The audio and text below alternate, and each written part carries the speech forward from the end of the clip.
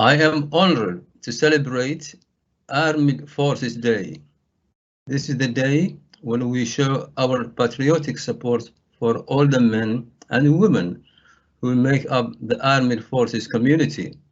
They are all heroes who make an outstanding contribution to this country, putting themselves after others, our country before self. Also, on this day, we should not forget the cadets and the volunteers who show the virtue of commitment and the rewards of success as our youngsters prepare for life as responsible citizens. So today and every day, let's take the time to show our support for our service members, veterans, and military families. Thank you. Armed Forces Day this year is different as we continue to be impacted by coronavirus. There's no parade through the town centre in Ealing, no speeches on the town hall steps, no marching band, no commendations to our fantastic cadets.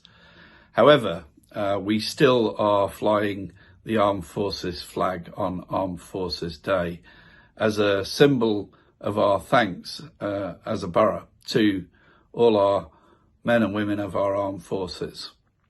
Now, in normal times, they do a fantastic job defending our country and stepping in as and when they're needed in all kinds of emergencies.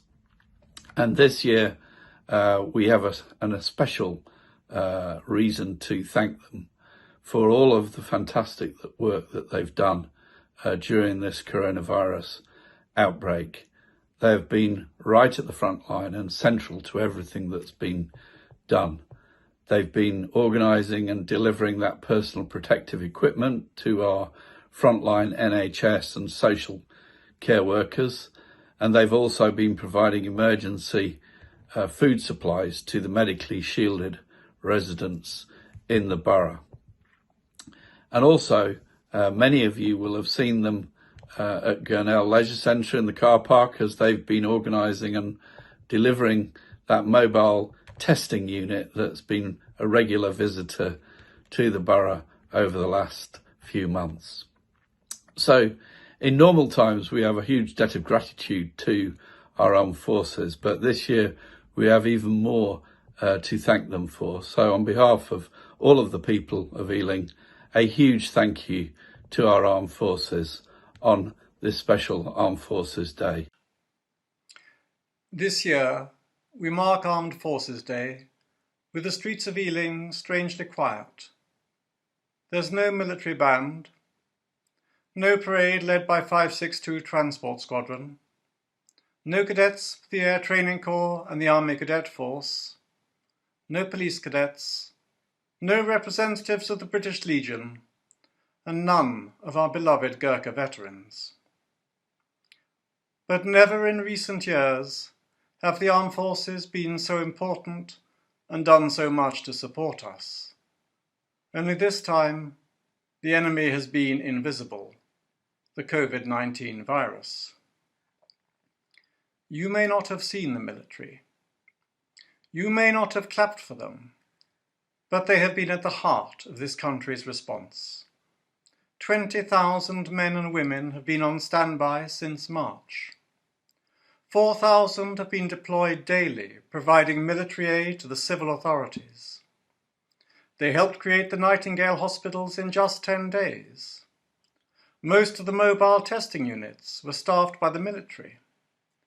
They've supported the ambulance services, provided medics, learnt to drive oxygen tankers, delivered equipment, and provided helicopter air support. As always, whatever we have asked of them, they have done. And at the same time, they have maintained their readiness to defend this country against continuing threats from countries hostile to us. Most neither receive public recognition nor would expect it. They would simply say they've been doing their duty. But today is the exception. This is the one day in the year when we will stop to thank them.